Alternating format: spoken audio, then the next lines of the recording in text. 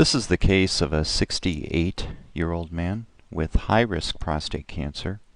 The patient presented with Gleason 9, 4+5 adenocarcinoma, with a PSA of 21 and palpable disease involving the entire left side of his prostate gland, staged as a clinical T2B.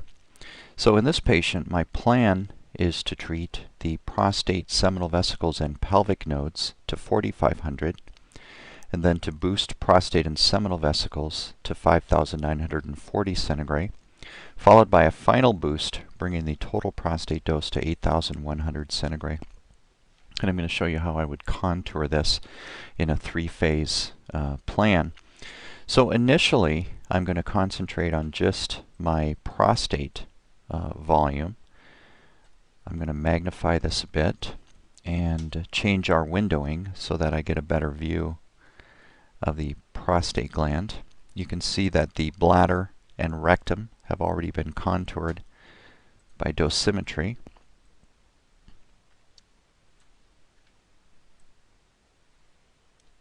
So now I think I get a nice view of the seminal vesicles here and a nice view of the prostate gland here. And I'm going to turn off the contours that are already in here because I don't want them to influence my prostate volumes. So I'm turning off rectum, turning off bone, and turning off bladder. And we might as well turn off the femoral heads while we're doing this as well. So what I usually like to do initially, I'm going to click on my CTV 8100, which is just going to be my prostate volume. And I'm going to start contouring at what I think is the most obvious slice, which is about right here. So I like to use the drawing tool here, but rather than freehanding it, because I'm not very good at freehanding, I like this series of small clicks here. I just feel like it's a more stable way of drawing these volumes. So of course CT overestimates the actual volume of the prostate a little bit. So I'm not going to include some of this tissue around the outsides, which I don't think is prostate gland. We chose not to get an MRI on this particular patient. I felt we could see his prostate gland nicely and encompass the tissues that we wanted to. He doesn't have a hip replacement or anything like that that would obscure the view of his prostate gland. So as I'm coming down, I'm just drawing the prostate contours, taking care in the posterior aspect so that I get that precise. I'm going to see if I can turn off the isocenter. There we go. And I'm just going to continue to work my way down here.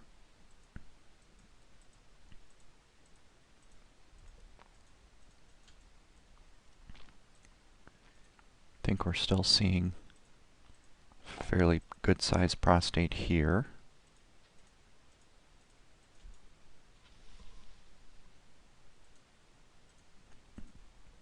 And as we go inferior, you can see the prostate becomes more obscured.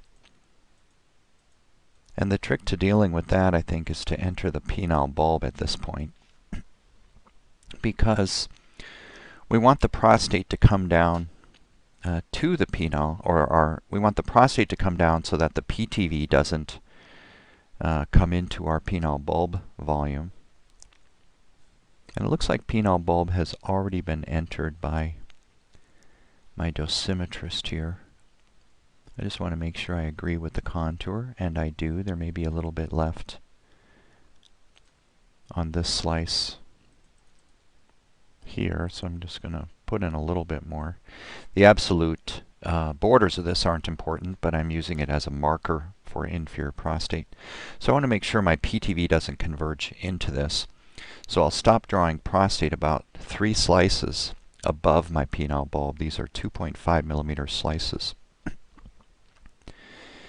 And I do not use urethrogram. It's uncomfortable for the patient. I'm not convinced that it's necessary, but that would be another way to do it. And then you draw your prostate CTV down to about 5 millimeters above that urethrogram V.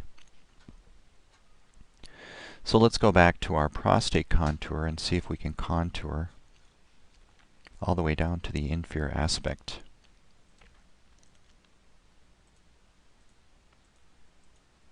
So you definitely can see that we're having more trouble defining the borders of the prostate here on CT. MRI would probably be somewhat useful, but I'm also always a little bit disappointed with the quality of the fusion, as the prostate never seems to be the same shape on CT and MRI.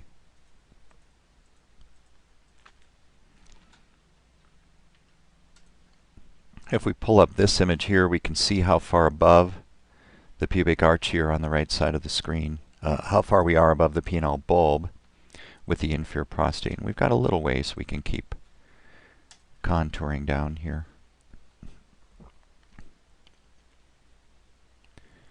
I think I've gotten a little bit exuberant with the posterior border.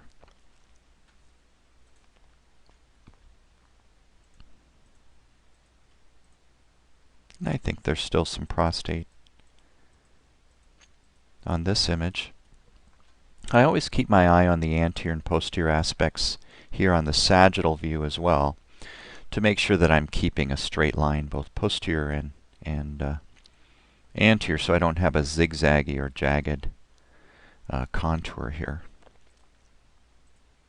And I think there's still probably a button of the apex of the prostate right here. And I'm not convinced there's anything else down here. So that's where we're going to stop our inferior prostate, and we'll go up to where we left off, mid-gland, and continue on with our contouring here, and we'll start moving our way up.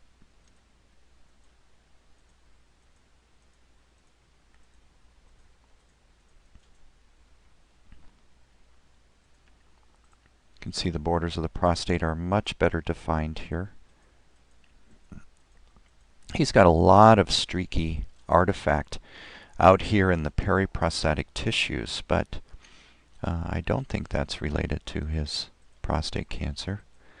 Now we're starting to see bladder that's draped around the anterior aspect of the prostate, so he certainly has a median lobe that's protruding, and I'm going to treat it.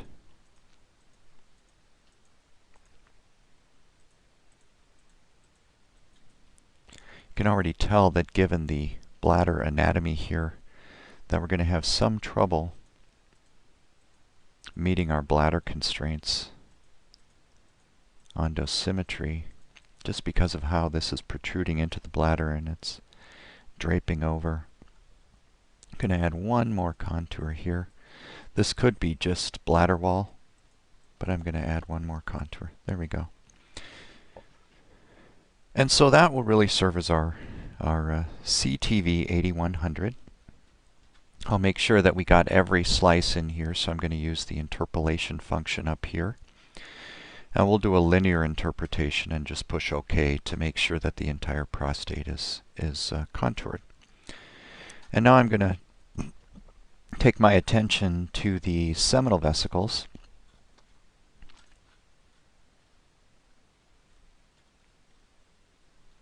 So we see the seminal vesicles start approximately right here, and I'm going to contour these in here. There's so much noise in this patient's periprostatic area that makes it a little difficult to tell where they start. And these seminal vesicles kind of drape around the anterior rectal surface, so may make it somewhat difficult to meet our rectal constraints, but we'll see what happens.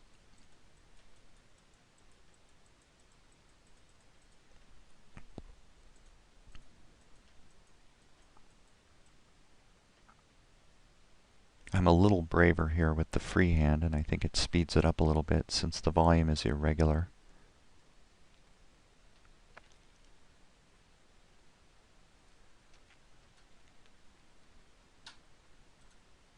We'll take a little bit of this out here.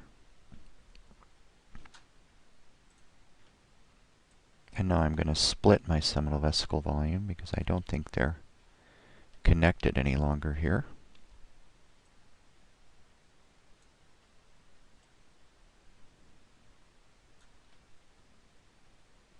And I'm not going to include any of this tissue. I think that's the tip of the seminal vesicle right there. So seminal vesicles are really fairly short.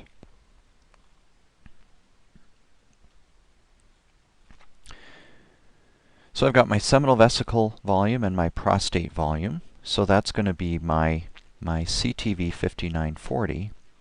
So what I'm going to do to join those is I'm going to click on CTV 5940 and use the Boolean operator function. So I right-click on CTV 5940, go to Boolean operators. I'm going to choose my prostate, which is really my CTV 8100, or seminal vesicles, and join those together. So that's my volume for my CTV 5940. And now I can start drawing my lymph node volume, since I've decided that I'm going to treat lymph nodes in this particular patient. And I'm going to call that my CTV 4500, and we'll add the prostate and seminal vesicles to that later. So you see, I do a lot of scrolling up and down here. I don't use contrast typically on my prostates, even if I'm treating nodes. So I'm going to set my axial slice right at the sacral promontory and start drawing here. Since I've scrolled up and down, I know that these are the vessels right here.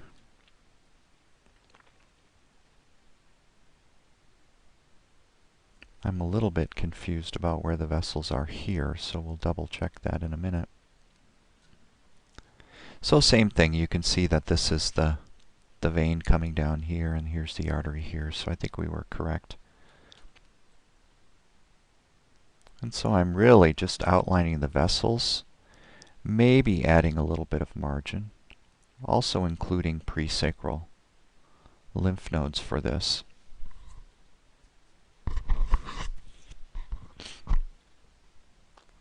We've got this loop of bowel here that we'll be careful to try to avoid, but we've got a vessel right here.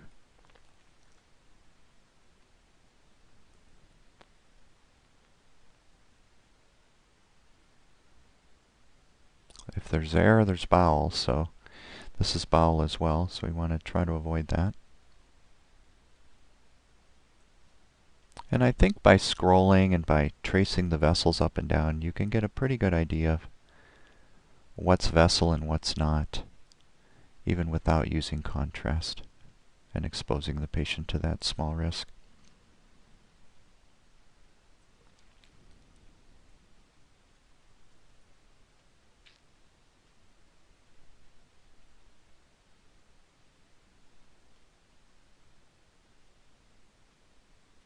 I have a habit of always starting my contours on the right side here and continuing to the left, and so I habitually include a little bit more of the fatty tissue around the vessels on the left than I'm always careful about. This is actually vascular right there. It's a little hard to avoid that loop of bowel and treat this, but as we follow it down, we can tell that it's vascular. We want to make sure that we include it, as there could be lymphoid tissue around it.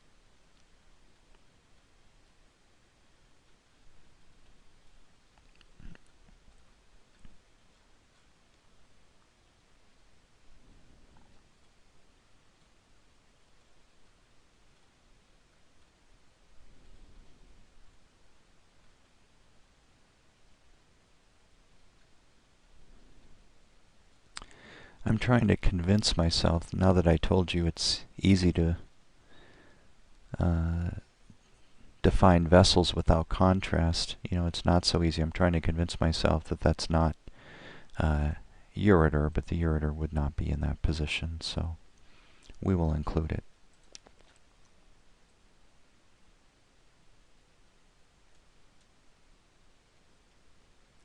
So I'm going to include these presacral nodes down to about the bottom of S2.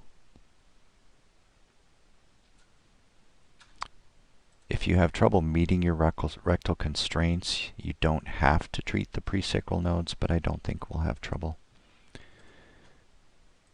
from this standpoint in meeting our rectal constraints.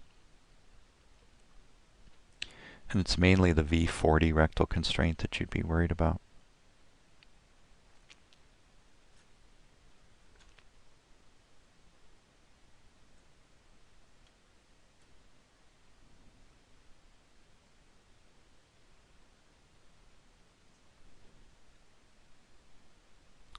Well, there's a lot of bowel coming posterior here, so we got to be careful with that.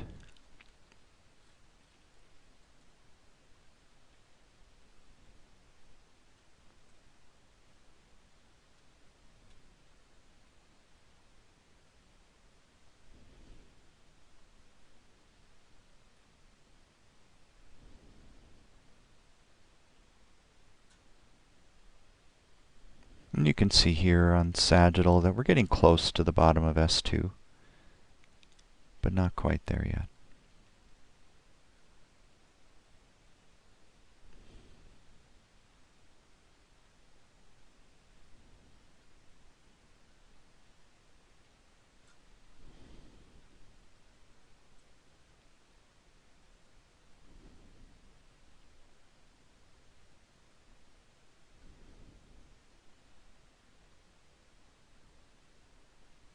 You definitely don't want to include bowel in your CTV.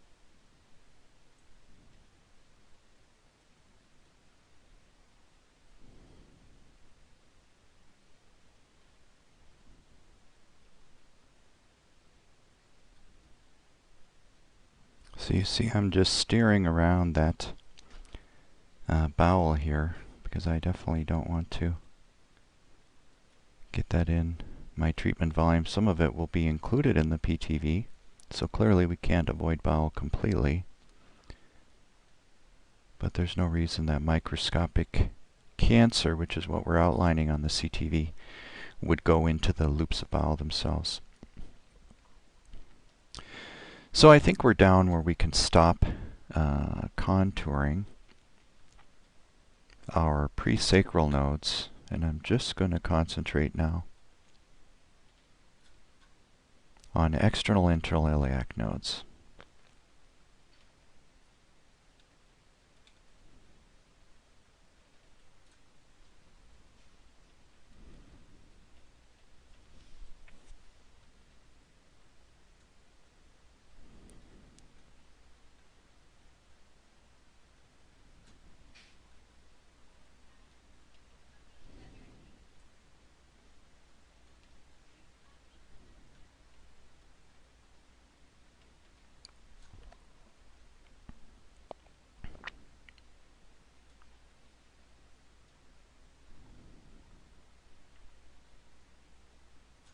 It's a little tricky with all this bowel here.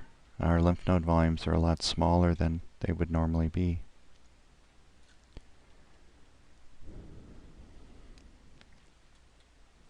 But I think in a guy that's this high risk, I feel strongly that we should treat the pelvic nodes as they're clearly at risk.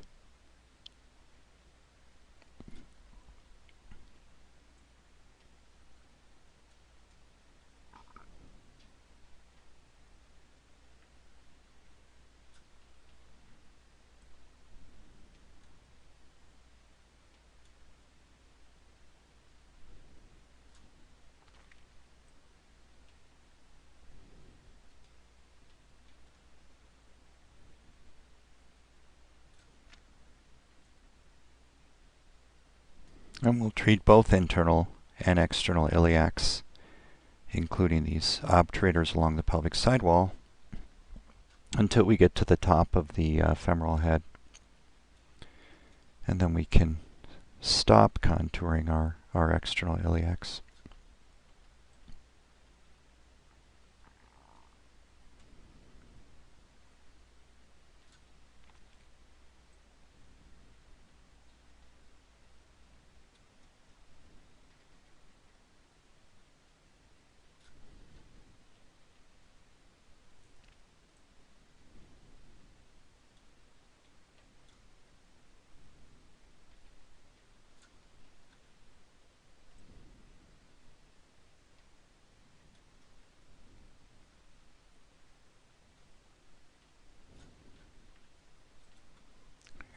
to exclude this bowel here and maybe tailor this a little bit better.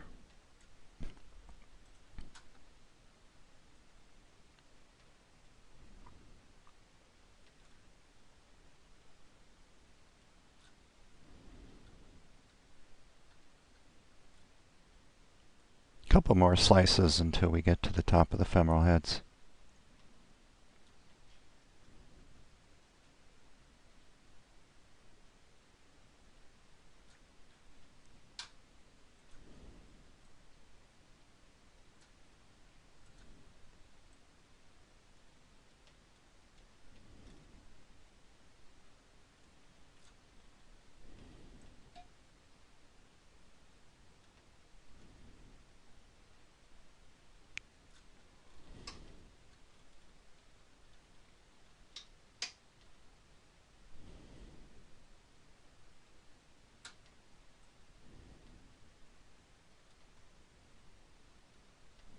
I notice this green volume here that I'm kind of trying to avoid, and that it includes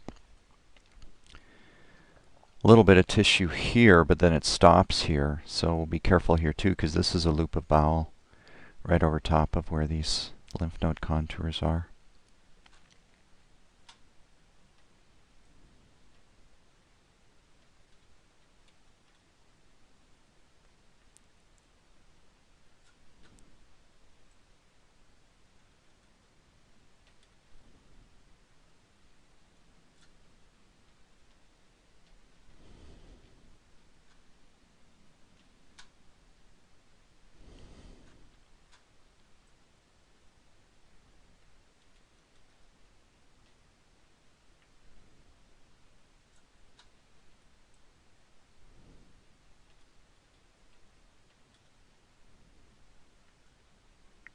We're starting to see our femoral head on this side, so I think here's where I'll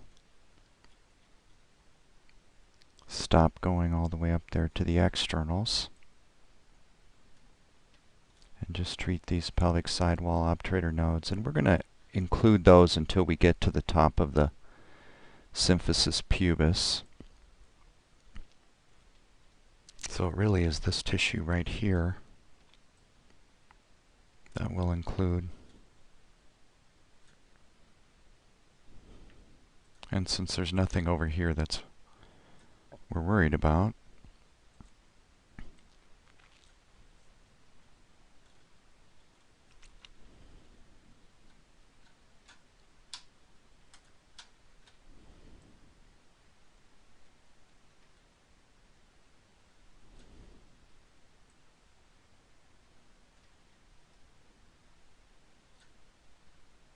so that looks like that sigmoid colon right there.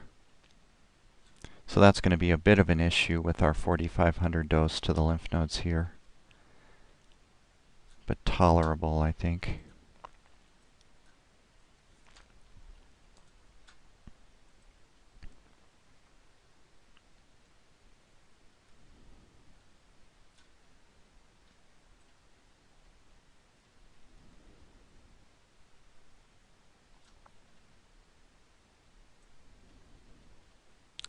I normally will include this vascular tissue here in my lymph node volumes, but on the contralateral side we really can't come that far medial because of the bowel.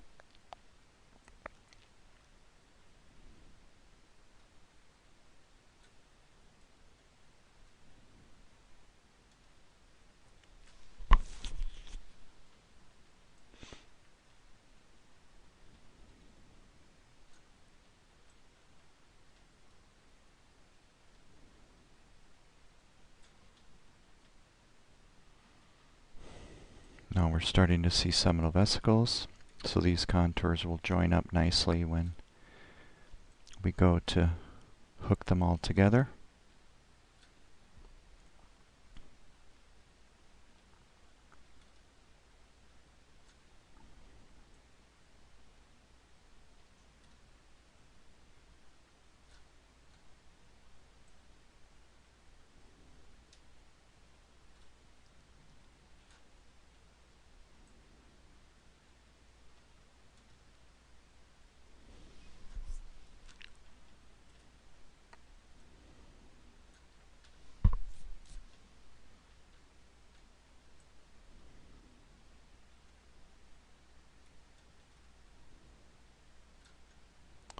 I think we're just about getting to the pubic symphysis.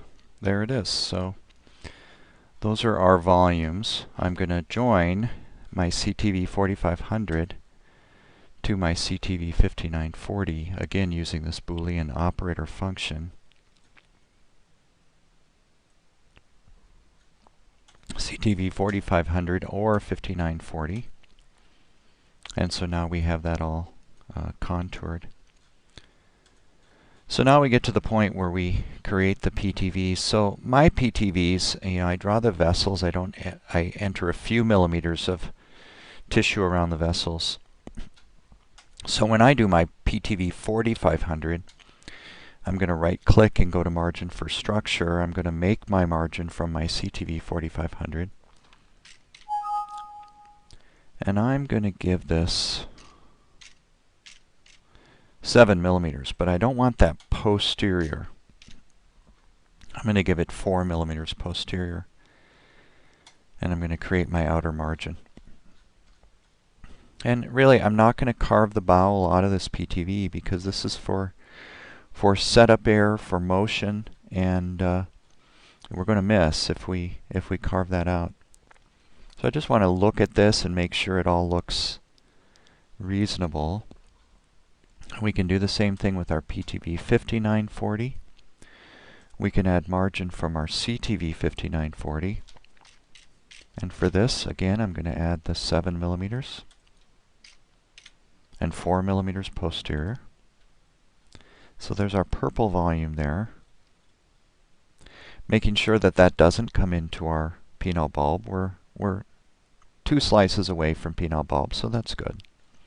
We know we're not missing prostate there, and we're not overlapping with the penile bulb. And then I'm going to make my PTV 8100. But for my 8100, my margin's going to be a little bit different. For my final boost, I'll add 7 millimeters everywhere around the edges, except 3 millimeters posterior, because we'll be using daily cone beam CT for all of this patient's treatment to confirm that his bladder's full and to confirm that the rectum's empty. And 3 millimeter margin is going to work just fine with that. So there's our final boost here. And so that's my contour for high-risk prostate cancer.